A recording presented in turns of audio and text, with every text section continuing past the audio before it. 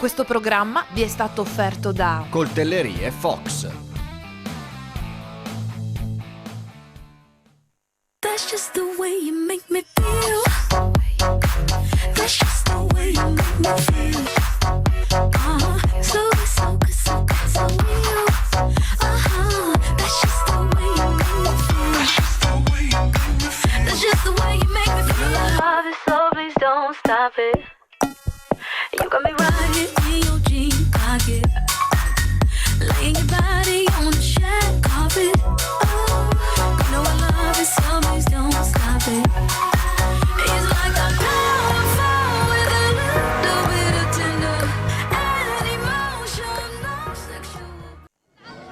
Una buonasera da Maniago. Siamo proprio nel centro della piazza che è il teatro, la naturale scenografia della 17ª festa, anzi di Coltello in Festa. Un saluto al nostro Paolo Bassi in ripresa in questo momento e al nostro regista Francesco Snidero. Veramente è una giornata trionfale per condizioni meteorologiche e per afflusso. Abbiamo molto da dirvi di questa manifestazione. Alle mie spalle c'è il banchetto dove fra qualche minuto inizierà uno show cooking, che è uno show cooking particolare perché di fatto, come ci spiegherà la Francesca Casali, che è la direttrice artistica di questa manifestazione, i coltelli di fatto in cucina si usano sempre, sono indispensabili, e voglio iniziare proprio con lei facendo un po' il punto della situazione in questa giornata che è di fatto la giornata conclusiva. Francesca. Sì, è iniziato ieri e oggi c'è il clou, diciamo. Ieri è iniziato un po' così, come dicevo prima, un diesel, e c'è stato un po' un momento di riscaldamento senza togliere il caldo di queste due giornate che insomma il sole ci ha veramente graziato e siamo felicissimi di questo, però quest'anno appunto abbiamo puntato su una novità che è proprio quella della portare, vedere proprio praticamente come utilizzare il coltello in cucina, per cui abbiamo deciso di fare questi momenti di show cooking dove appunto vengono utilizzati i coltelli proprio di Maniago in tutte le loro forme e anche le forbici, tant'è che oggi a pranzo abbiamo fatto un piatto utilizzando le forbici in cucina e adesso tra pochi minuti inizierà l'ultimo appuntamento con il piatto tipico e abbiamo con noi Gianna Buongiorno dell'Associazione Furitica, che si è occupata appunto della gestione di questi momenti, e la cuoca Florina Enache proprio del ristorante Casa Sola, per cui siamo proprio rimasti a Maniago, quindi Maniago in tutti i suoi aspetti. Allora, di fatto Francesca rimarrà con me per il proseguo di questa diretta. Non la vedete ma c'è, e ringrazio una persona, un supporto storico, Francesca Ferro, che di fatto ci ha aiutato nell'allestimento di questa trasmissione. È arrivato il sindaco, c'è l'assessore che fra poco intervisteremo, però direi di andare con una scheda che in poco più di un minuto vi racconta Maniago.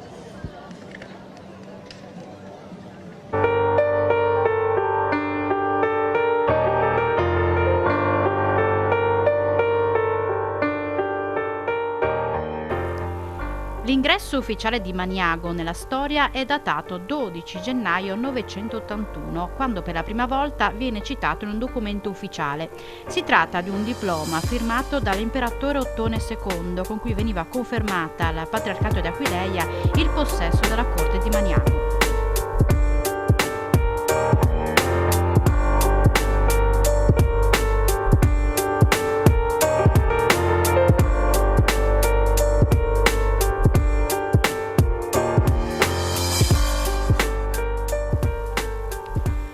Maniago, che conta circa 12.000 abitanti, si contraddistingue per la sua grande piazza Italia, cuore pulsante della comunità, su cui si affacciano i principali edifici storici, dal quattrocentesco Duomo in stile tardo gotico friulano dedicato a San Mauro Martire a Palazzo d'Attimis Maniago, sulle cui mura è affrescato il leone marciano, attribuito a Pomponio Malteo e testimonianza del lungo dominio veneziano.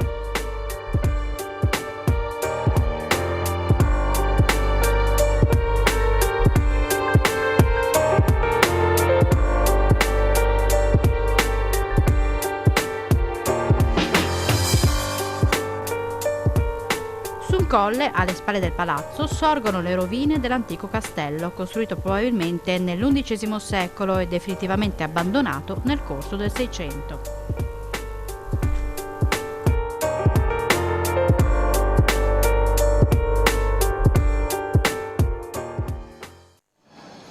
Eccoci qui, ci siamo spostati di alcuni metri, come vi dicevo la Casali sarà un po' il mio angelo custode in questa diretta. Chi sono queste anime? Ma vero? Sono delle anime bellissime. Allora abbiamo qui Gianna Buongiorno che appunto si è occupata di creare questi momenti proprio nel dettaglio, questi momenti culinari, e la cuoca Florina Enache del ristorante La Casa Sola di Maniago. Non è qui vicino, è un po' più distante, qualche passo giusto fuori dal centro di Maniago. E oggi appunto in quest'ultimo appuntamento che portiamo in piazza Maniago si parlerà di piatto tipico, quindi con prodotti assolutamente del territorio. Allora, signora Buongiorno, intanto il cognome, cioè voglio dire, quando si dice il buongiorno si vede dal mattino, qua ormai è sera. Mi può spiegare che cos'è la vostra associazione? È un'associazione nata da poco, da 2 anni, poco più, che si occupa di etica del cibo, si occupa di cercare dei contadini bravi che producano dei prodotti di qualità, perché ne abbiamo bisogno, perché ci sono piccole imprese, soprattutto quello che mi piace dire, sono giovani che si stanno impegnando in agricoltura, si stanno impegnando con degli allevamenti etici, fatti bene, e fanno delle cose straordinarie, vanno aiutati, vanno supportati utilizzandoli questi prodotti e facendoli vedere. Chi è quella ragazza con quella maglietta bianca? Questa ragazza è il nostro angelo custode, anche lei. Laura, che ci segue nelle manifestazioni e anche nella comunicazione per l'associazione. Senta, ma c'è questa moda della cucina, sembra che tutti sappiano cucinare. Allora, io non credo che sia una moda, la cucina è una passione, è ricerca, è pazienza, è tempo ed è fatta di buoni ingredienti che non vanno mai rovinati. Quindi la moda è una cosa che io non mi piace, preferisco dire che la cucina ha una lunga storia e dobbiamo conservarla e dobbiamo tenerne sempre conto. Io sono un appassionato di coltelli e non è retorica, ne ho un pochi a casa, ma ogni coltello ha la sua funzione. Ogni coltello ha la sua funzione e le sembrerà strano, ma come donna anch'io sono appassionata di coltelli e ne abbiamo a disposizione parecchi, molto spesso non abbiamo idea della loro funzione, a che cosa possano servire. E quindi qua abbiamo, posso farvi vedere? Qui abbiamo il coltello da cuoco, detto anche santoku, perché ha le 3 virtù, il santoku ha le 3 virtù, si possono tagliare alimenti come carne, come pesce, come verdura. Questi alveoli sono fatti proprio per non trattenere il cibo e per lasciarlo correre e affettare bene. Questi sono di grandissima qualità, io dico sempre il coltello non può costare poco, ha un suo valore, deve costare un pochino per essere di qualità e mai lavarli in lavastoviglie perché perdono il filo. Questo è un coltello da formaggio, questo scalino serve proprio per fare forza e per riuscire a tagliare bene il formaggio. Questo è un coltello per affettare, è piuttosto morbido, elastico e serve per affettare delle cose molto sottili. Il risultato è un taglio molto sottile, tipo per i prosciutti. Senza, tra virgolette, offendere quello che andiamo a tagliare, no? Si taglia delicatamente. Esatto, perché abbiamo bisogno di fettine sottili, non avendo l'affettatrice si fa a volte con il coltello. E questo, assieme al primo che abbiamo nominato, è lo spilucchino, è il più usato insieme a quello, perché serve per le piccole cose, per sbucciare una patata, per tagliare una cipolla come queste che abbiamo qua, che adesso Florina vi spiegherà, serve il coltellino piccolo per pulirla, per fare tante cose. Grazie, mi piace chiamarla Buongiorno. Io ringrazio lei. Posso dire un'ultima cosa? Dica, signore. Abbiamo dei piatti di Alessio Moras ceramista, che è un ceramista di Porcia, bravissimo, che fa dei piatti per grandi cuochi e tutte le nostre pietanze verranno impiattate in questi piatti fatti unici, pezzi unici. Grazie. Prego, grazie a voi. Florina, allora andiamo da questa parte. In questa scatola c'è qualcosa che ti servirà per stupirci. Allora, in questa scatola sono, come diceva anche la signora Bongiorno, dei piccoli ingredienti dai piccoli produttori, e che faremo un piatto dimenticato nel cassetto, ormai non viene più utilizzato e vogliamo farlo ritornare, che si chiama la mesta. È un piatto tipico a base di polenta, farina di mais e zucca, che io l'ho arricchito con, come dicevo, i piccoli ingredienti. Ho preso il formaggio di latteria d'Aviano, un 3 latti, e poi la pitina per farla più speciale, che la pitina è, io la chiamo la pepita d'oro del Friuli Venezia Giulia, proprio si fa fatica a trovarla ed è cioè, chi ce l'ha di tenerla bene, utilizzarla veramente bene, di non sprecarla. È veramente un salume, ma non salume, come dire, una roba particolare, non è insaccato, ha solo la farina di mais intorno, è come una polpetta che viene stagionata e dopo viene affettata. Ed è dal 2018 che è diventata anche un IGP del Friuli Venezia Giulia, che siamo veramente orgogliosi. Allora, grazie a Florina della trattoria La Casa. Dica, buongiorno. Ha vinto il premio Mattia Trivelli con questo piatto l'anno scorso, vero Florina? Ecco, Mattia Trivelli è stato colui che ha fatto conoscere la pitina, che è un'antica tradizione, e quindi c'era questo premio e Florina ha vinto. Grazie a Florina della trattoria alla Casa Sola di Maniago.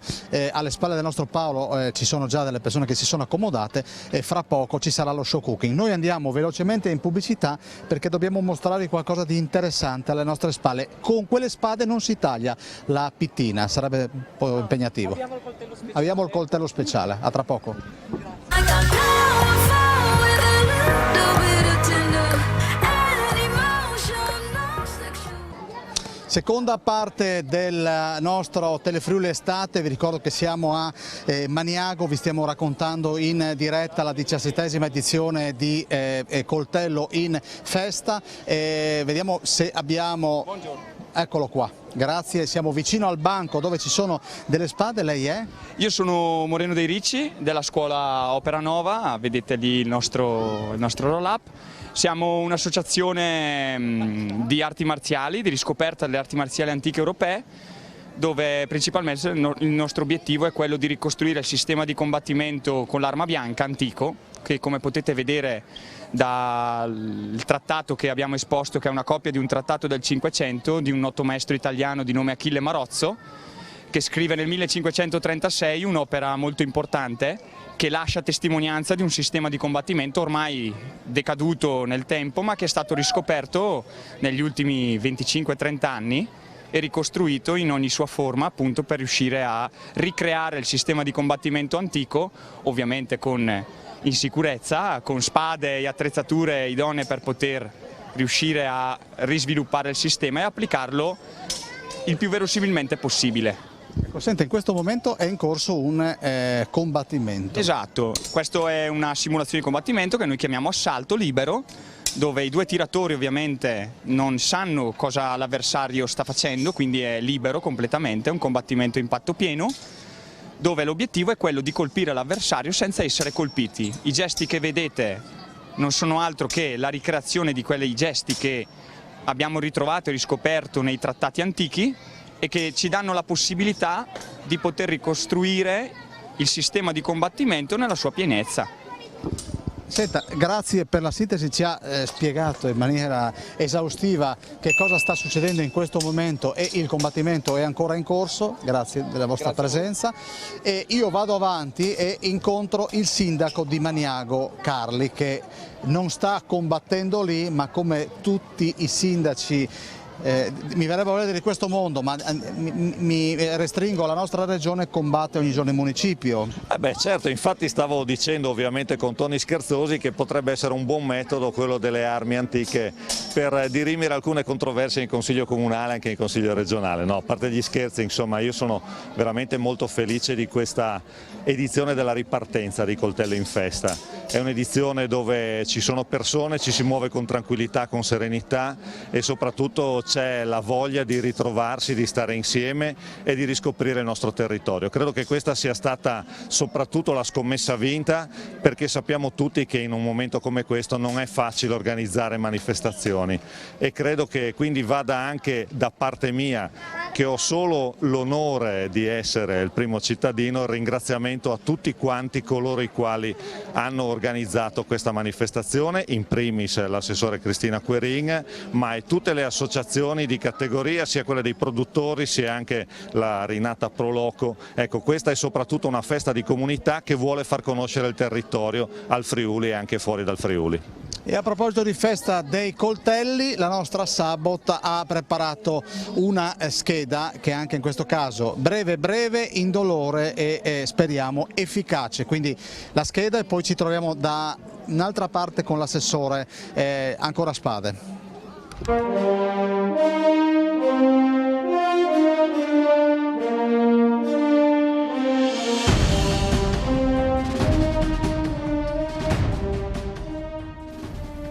Maniago è famoso in tutto il mondo per la produzione di coltelli e di ogni genere di arnesi da taglio.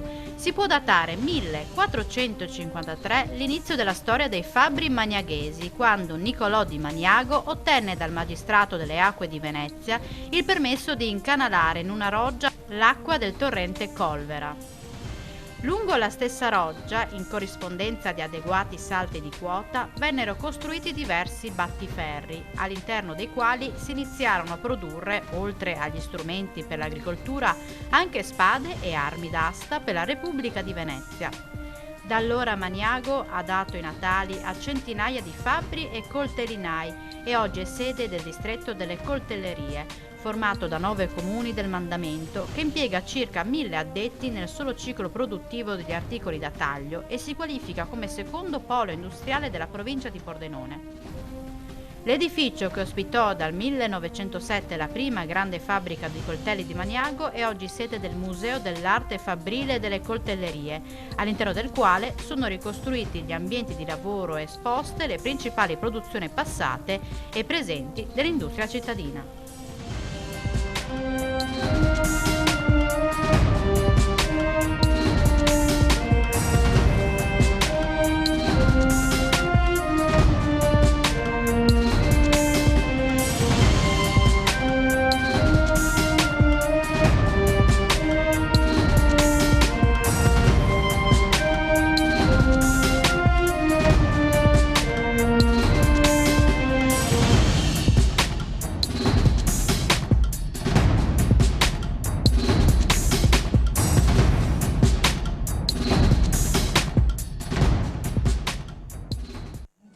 Gilberto Presello, ecco, ci siamo spostati. Lei rappresenta? Ludosport International con sede a Pordenone e facciamo una scherma sportivo con un oggetto del futuro, quindi ci avviciniamo alla manifestazione di oggi con le nostre spade, le nostre armi, che hanno la peculiarità di non avere un unico filo ma infiniti fili. Quindi possiamo praticare uno sport in maniera sicura, sapendo che le nostre tecniche di chiamiamolo combattimento schermistico, non hanno necessità di una forma molto precisa, molto stretta, ma una cosa più libera che ci permette di divertirci. Gilberto, è un sistema che è ancora attuale? La scherma è nata centinaia di anni fa, è molto attuale, molto viva e è in costante evoluzione. Quindi prendiamo a piene mani da tecniche schermistiche storiche per riproporle in una chiave più moderna che continua a modificarsi e proiettata verso il futuro. Grazie. Grazie a voi. Allora noi continuiamo a raccontarvi almeno buona parte di quelli che sono gli angoli di coltello in festa. E adesso qui che cosa c'è, Casale? I custom, cioè ci sono proprio quelli che del coltello ne hanno fatto una passione quasi sfrenata, i cosiddetti collezionisti. Allora io entro e vediamo se troviamo un... Buonasera, so che lei è stato già allertato e ci deve spiegare che cosa sono i coltelli custom.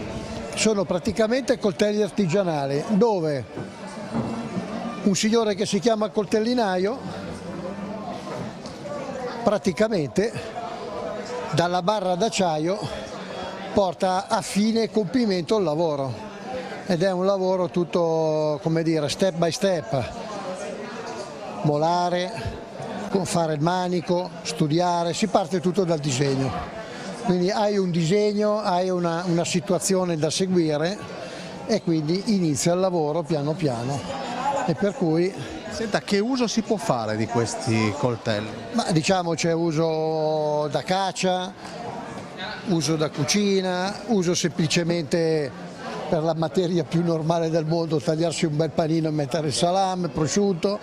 Diciamo che gli usi sono, non c'è un uso specifico a meno che non sia da caccia, quindi ha ampia possibilità. E attenzione, non per ultimo il piacere di avere un pezzo artigianale, un coltello. Senta, e collezionisti?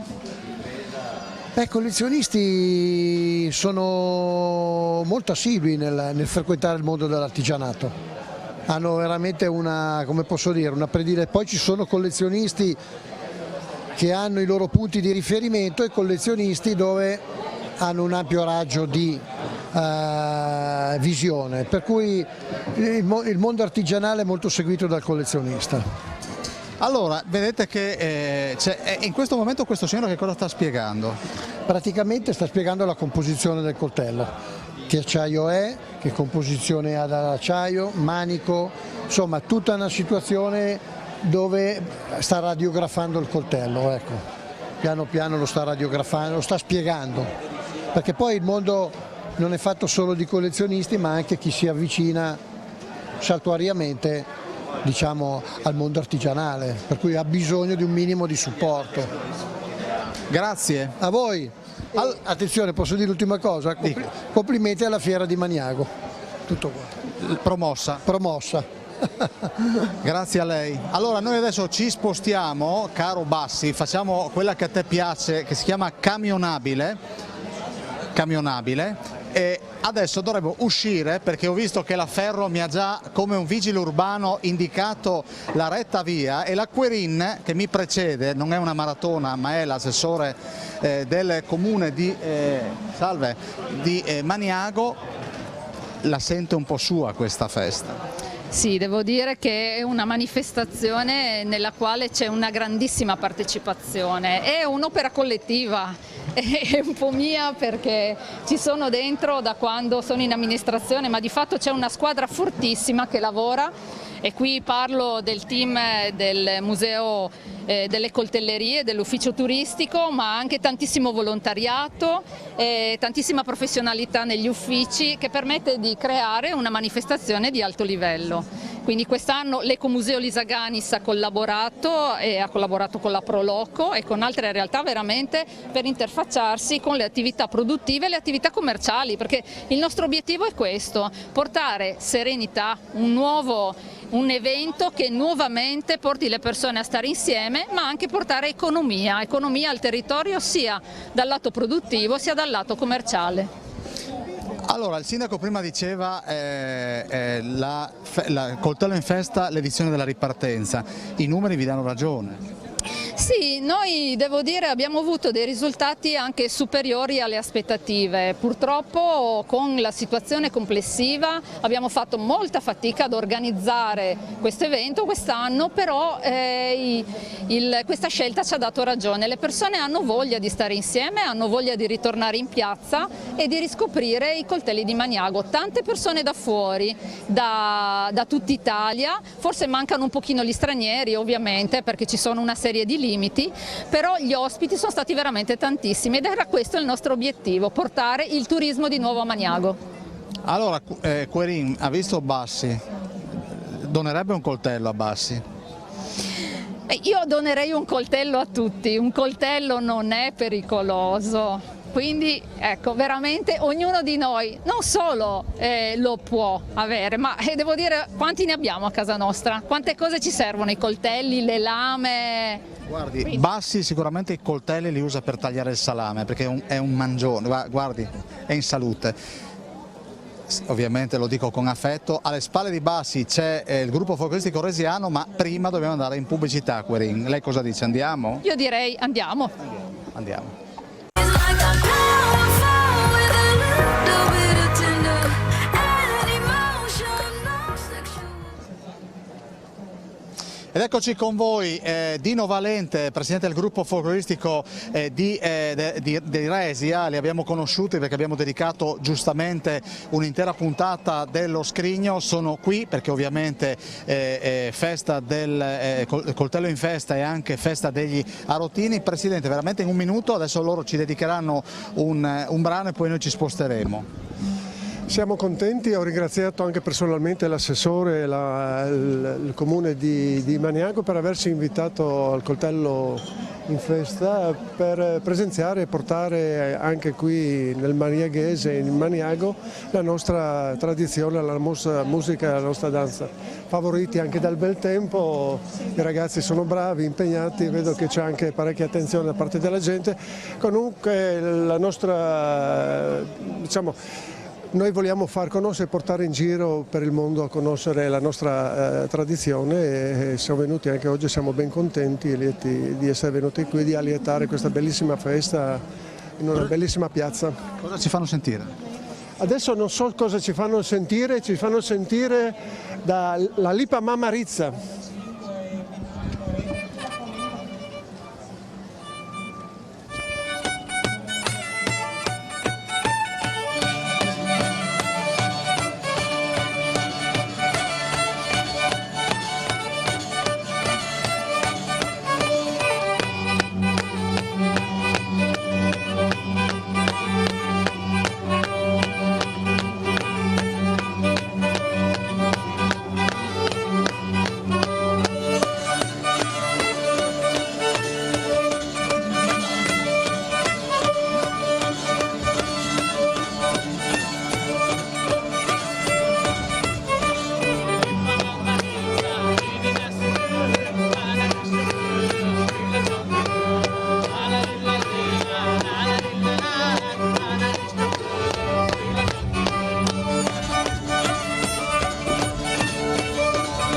E salutiamo i nostri amici di Resia, sicuramente Bassi poi tornerà qui e guarda, questi sono resiani doc nella piazza di Maniago, guardali, le loro origini danzano sui loro piedi. Ciao Presidente.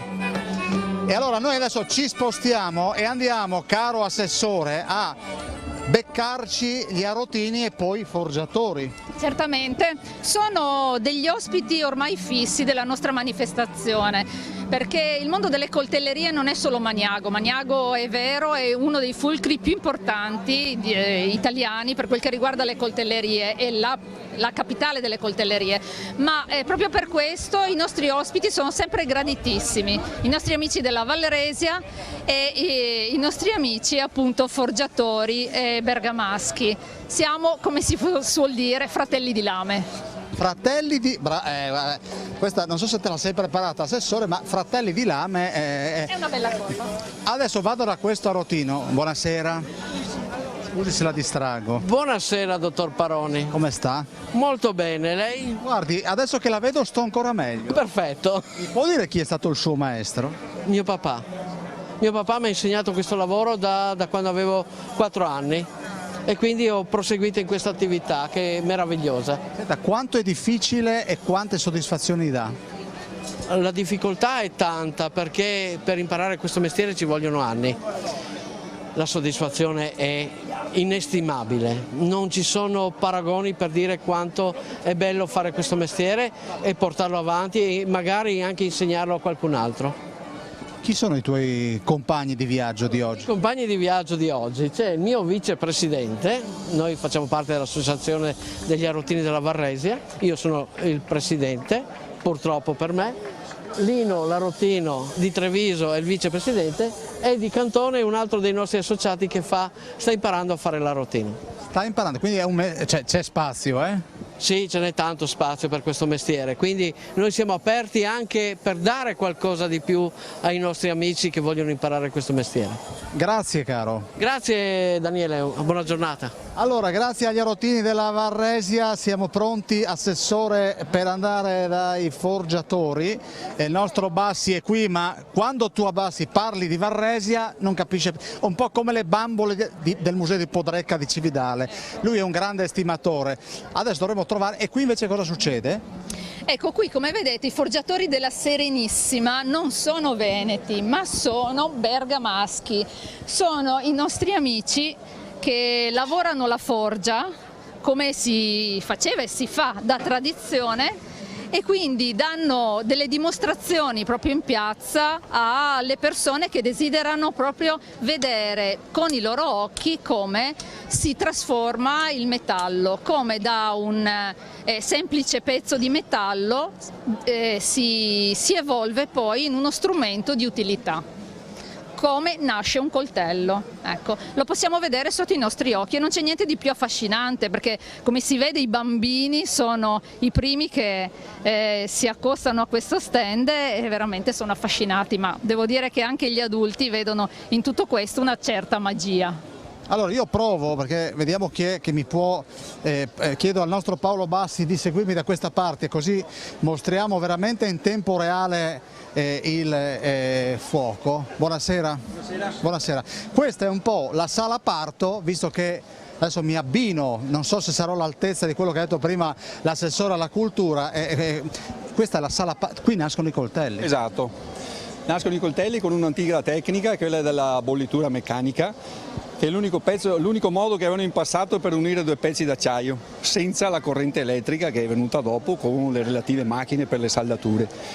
Facevano delle armi che avevano sia l'elasticità e sia la durezza, perché alternavano acciai duri a ferro dolce, incollati insieme con, scientificamente parlando, la tecnica dell'imparentamento, cioè oltre i 1300 gradi la struttura cristallina dell'acciaio diventa talmente pastosa, talmente aperta, che con la martellatura o la pressatura si imparenta, ma non si fonde. È un'incollatura molto intima e irreversibile.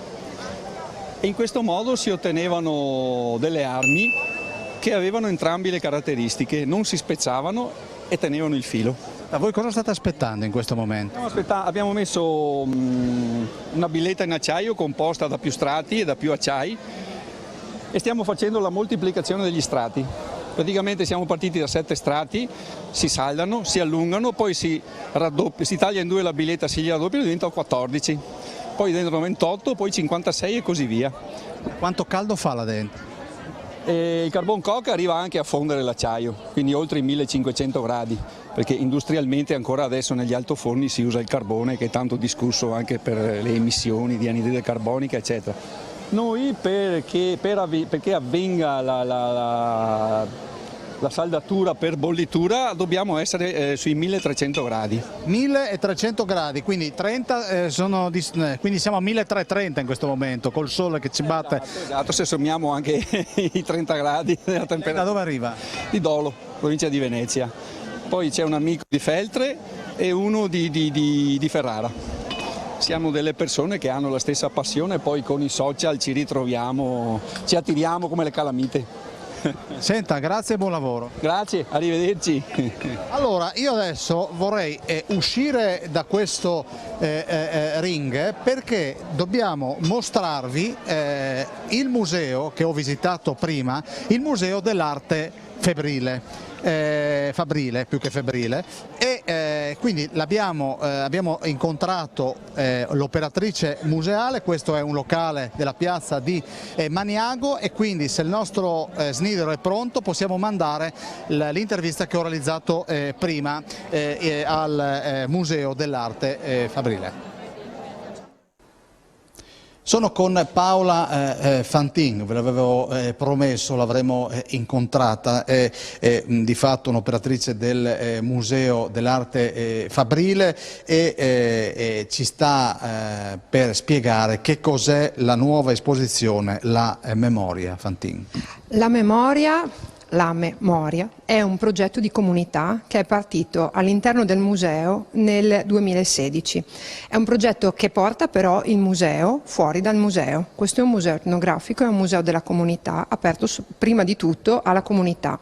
Siamo usciti e abbiamo chiesto alle persone con delle mappe di chiederci dove erano e dove sono le coltellerie. Ne è uscita una mappa con 444 luoghi della produzione, quindi una città che faceva lame, ma ne sono usciti soprattutto tantissimi ricordi, immagini, fotografie, oggetti, capaci un po' come la Madeleine di Proust di stimolare altri ricordi. Tutto quello che è esposto dentro questa mostra, che è permanente, qui all'interno del Museo dell'Arte Fabrile delle Coltellerie, cresce coi visitatori. È modificabile, nasce dalla memoria, i ricordi sono necessariamente imprecisi, ma possono essere sostenuti, modificati, cancellati dai ricordi di qualcun altro. Quindi tutto qui è modificabile e cresce insieme ai ricordi delle persone. Paolo, adesso parlando con te, guardavo te, ma guardavo anche questi signori che sono su questa gigantografia. La cosa che mi colpisce è che è difficile trovare un uomo, intanto chi sono questi? Un uomo che non abbia i baffi.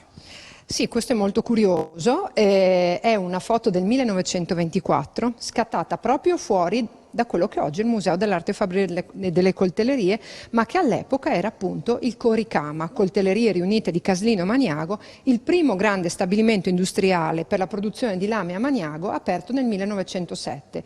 Siamo nel 1924 e a tutti gli operai di questa foto di quel periodo viene regalata questa foto. È uno scatto ovviamente raro in quel periodo, dobbiamo essere consapevoli dentro questa mostra che oggi fotografiamo tutto, ma che all'epoca invece fotografare, la fotografia era innanzitutto era molto costosa, ma soprattutto non era ritenuto utile fotografare uno spazio di produzione. Quindi è una foto molto rara, molto bella, è un racconto di quegli anni che si può analizzare da molti punti di vista, appunto dai baffi, come avete notato voi, al numero delle donne per esempio, o dalla prima fila fatta di bambini. E una cosa curiosa che raccontiamo spesso di questa foto è la presenza di Carlotta, che è questa ragazza qui in fondo. In questa foto aveva 15 anni, lavorava qui al Coricama ed è stata lei il 25 aprile del 2009, il giorno dell'inaugurazione ufficiale di questo museo, il giorno anche del suo 100° compleanno, a tagliare il nastro del Museo dell'Arte Fabrile delle Coltellerie. Ecco, noi abbiamo visto tante lame, qui si è saputo fare anche innovazione. Sempre. Diciamo che questa tradizione, come vi dicevo prima, ha radici profondissime, radici che non riguardano strettamente i coltelli. Noi la produzione di strumenti chirurgici, per esempio, è attestata già nel Settecento, quindi tutto quello che taglia qui è prodotto. Era un territorio povero ed era un territorio che aveva bisogno di produrre quello che poteva essere venduto, e questo ha sempre spinto a cercare quello che il mercato richiedeva, ed è una cosa che ancora oggi è assolutamente presente e ci spinge, forse è questo che ci rende capitale italiana delle coltellerie oggi. Io ringrazio Paola Fantin, vi dico che fuori in giardino c'è veramente un trionfo di piccoli che fanno che cosa, Paola? Fanno attività diverse, creative, dal gioco libero. Stamattina hanno fatto spade al centro visite del castello, hanno costruito un coltellino in legno qui da noi, hanno fatto un picnic nel prato e poi stanno stampando insieme al laboratorio creativo di Casa Carli Sghirbiccio tutte le carte che verranno utilizzate nei loro laboratori.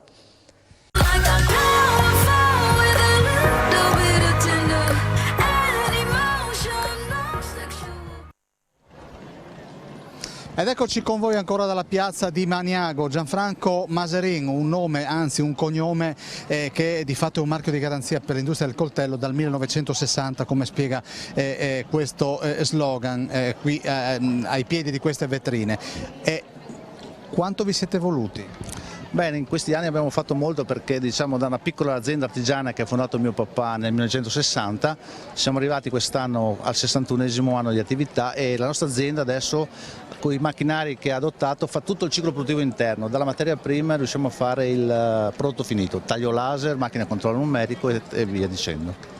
quelli sono di fatto i vostri cavalli di battaglia perché vi hanno portato delle soddisfazioni. Sì, quest'anno abbiamo partecipato alla fiera, al Blaze Show d'Atlanta negli Stati Uniti, che è la fiera più importante a livello mondiale per i coltelli, e su 11 premi 2 ce ne siamo giudicati noi come miglior collaborazione e come coltello più innovativo.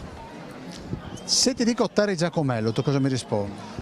Ma chi è Terry Giacomello, che tra l'altro non abita lontano da qua? No, mi pare che abiti a Maniago, mi pare che anche qui vicino a noi in questo momento qua. E per noi ha disegnato una bellissima linea di coltelli che sono molto particolari, perché l'acciaio è un 4116 con ottimo acciaio, il manico è un solid paper, è un materiale fatto con resine naturali e carta riciclata, quindi un coltello green, totalmente verde, tutto fatto in materiale riciclabile.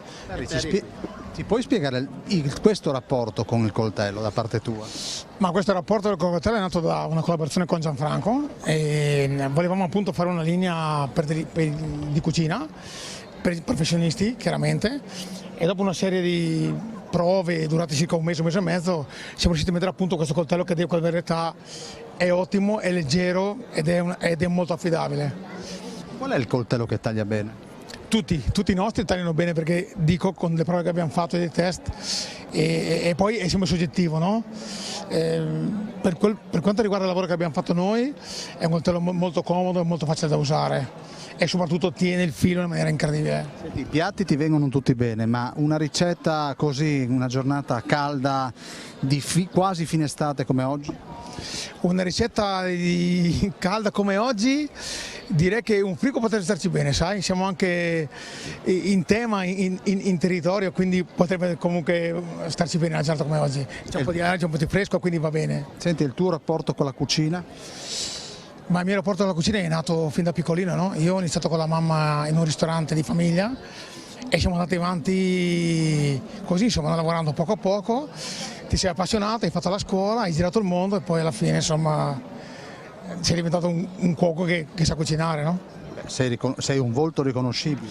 Diciamo che io cerco di fare il mio con umiltà e il lavoro duro, poi come giustamente spesso dicono paga. Poi noi friulani siamo gente che parla poco e lavora tanto, no? Quindi i risultati secondo me arrivano sempre. E noi rimaniamo così perché questo è il nostro pedigree. Maserin, bocca al lupo.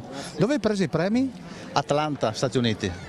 Il mercato principale per noi è il mercato americano, dove la gente è appassionata e il Made in Italy è ben apprezzato. I cinesi non ti copiano? Sì, ci copiano anche loro, sì, purtroppo sì. Anche qualcuno col marchio nostro mette Made in Italy, fa dei falsi che circolano anche in Italia purtroppo. Vabbè, speriamo che chi deve controllare controlli ancora di più. Ci vediamo dopo, Maserin, e grazie anche a Giacomello, grazie per la disponibilità. Adesso, visto che le Olimpiadi sono finite, caro Assessore, dobbiamo andare a volare, è vero Francesca? Dobbiamo correre da questa parte. Dove andiamo adesso? Adesso andiamo a visitare le aziende che hanno sviluppato alcuni progetti particolari. Una l'abbiamo appena vista ed è stata anche premiata quest'anno, come si è visto, in maniera veramente eclatante. Ecco, altre adesso le visiteremo. La prima è la Lion Steel, dove troveremo alcuni dei migliori coltelli al mondo, anche qui premiati gli anni scorsi, dove però è stato sviluppato un progetto cinematografico, cioè un progetto che vede la collaborazione tra i produttori di lame e il set cinematografico dell'ultimo film Rambo. Comunque su questa cosa vi parleranno i diretti produttori, la famiglia Paoletta, che è una famiglia storica maniaghese, appunto un po' un punto di riferimento per tutta la coltelleria. E vedete che in questa promenade, usando il francese che mi piace tanto, stiamo raggiungendo appunto quello che di cui stava parlando l'assessore appunto della giunta Carli, l'assessore Alessandra Querin, con delega al commercio, turismo, attività produttive e pari e opportunità. Questa è Maniago e vedete che la gente... Casali, mi pare che non manca, quindi adesso lo stiamo testimoniando con le immagini di Paolo Bassi. Siamo veramente contenti perché abbiamo visto una risposta molto positiva, c'è un flusso continuo a partire appunto da ieri a oggi, vediamo che le persone insomma sono interessate alla nostra manifestazione, mantenendo, come vediamo, comunque un flusso corretto. Ecco, questo è quello anche la nostra preoccupazione, insomma. Vedete che i varchi ci sono, e li salutiamo, gli amici della GIS, del servizio di vigilanza, che si preoccupano che non ci siano assembramenti. E questo lo stand che, se mi aiutate solo a reperire un rappresentante della Lion Steel. Buonasera. Senta, mi hanno parlato di questo coltello famosissimo, dov'è? Il coltello famosissimo? Allora lo vediamo qua, sono i 2 coltelli che abbiamo fatto per l'ultimo film che ha girato Stallone. Ce li può descrivere con che materiali sono stati realizzati? Allora, l'acciaio è un acciaio che usiamo noi per le lame, uno di quelli più prestigiosi, diciamo, si chiama Sleipner. La guardia è in titanio, il manico è in canvas, che è una micarta, cioè un materiale fatto a strati con della resina particolare, col suo cordoncino, veniva venduto col suo fodero, la sua scatola, il certificato di provenienza e tutto. Posso chiederti che costo ha? Allora, questo qui al pubblico andava a 900 euro e 8,50. C'è stata fatta una serie limitata di 300 pezzi numerati e insomma così. E il mercato che cosa dice? Come risponde?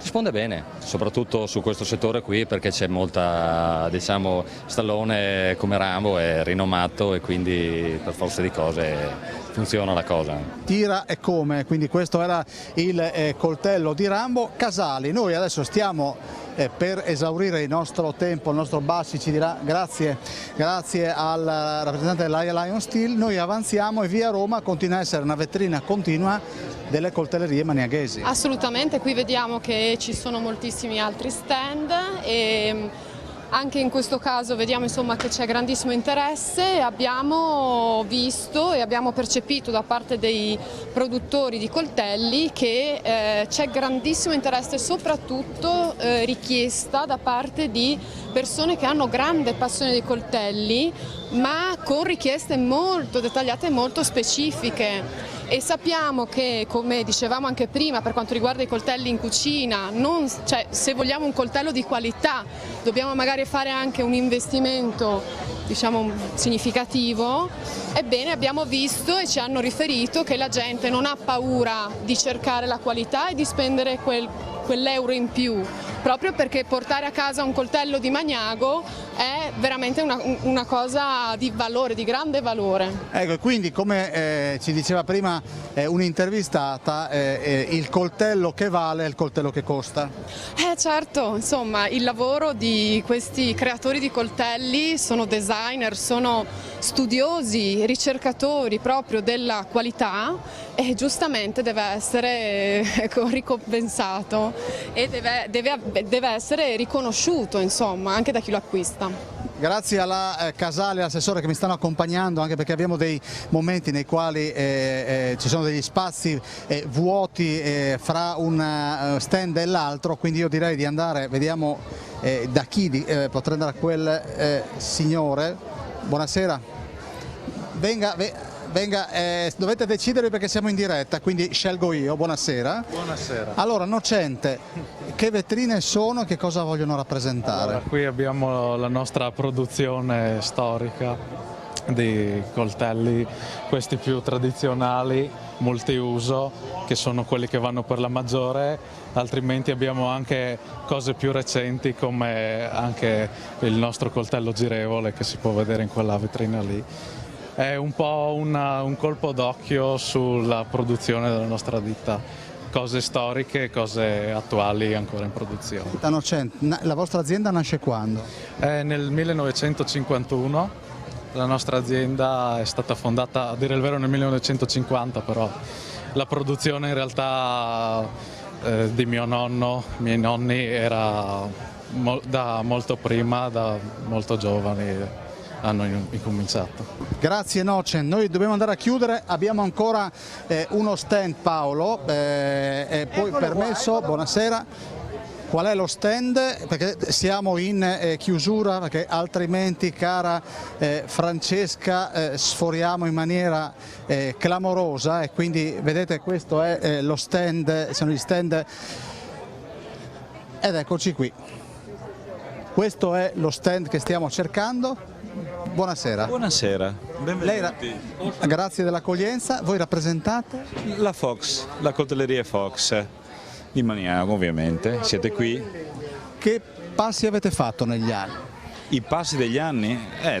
Come l'ha fatto tutto il paese, pressa poco, da piccoli, e un paese artigiano è diventato un paese, diciamo, semi-industriale, nonostante seguiamo ancora molte lavorazioni artigianali. Quindi credo che l'evoluzione, come in tutto il mondo, è arrivata anche qui, e quindi quello che presentiamo è un prodotto sicuramente con delle tecnologie che sono molto avanzate rispetto a quello che erano gli anni precedenti, anche se non abbandoniamo e non ovviamente dimentichiamo quello che hanno fatto i nostri papà, i nostri artisti e i nostri maestri prima di noi, insomma, ecco.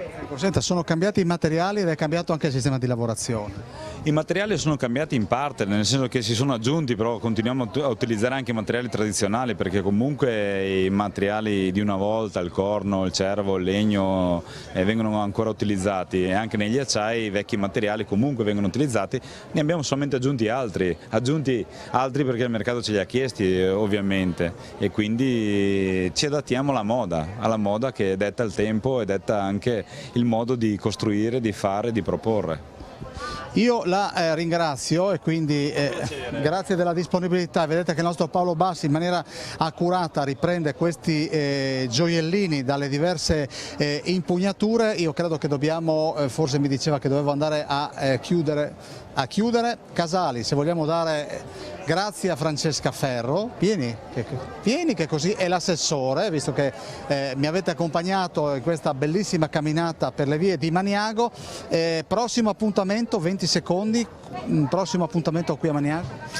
Abbiamo sicuramente l'8 settembre, fuochi d'artificio mercoledì, quindi tutti a Maniago a vedere i migliori fuochi d'artificio al Friuli Venezia Giulia. Grazie Assessore, grazie Ferro, grazie Casali. Stasera cosa succede? Stasera utilizzeremo i coltelli, faremo qualcosa da mangiare. Si mangia, si beve, si approfitta delle opportunità culinarie che ci sono qui a Maniago. Abbiamo anche tutti quanti i ristoratori o comunque i gestori di locali si sono adeguati alla festa e propongono ovviamente qualcosa di interessante per la gente che è venuta qui con l'intento di spingere, insomma, il prodotto territoriale. Grazie Casali, grazie ovviamente a Francesca Ferro. Sono le persone che si vedono poco ma sono fondamentali nell'organizzazione degli eventi e delle trasmissioni. Grazie Paolo Bassi, grazie a Francesco Snidero. Vi ricordo l'appuntamento con lo Scrigno martedì alle ore 21, ma stasera c'è il telegiornale alle ore 19, non perdetelo, arrivederci.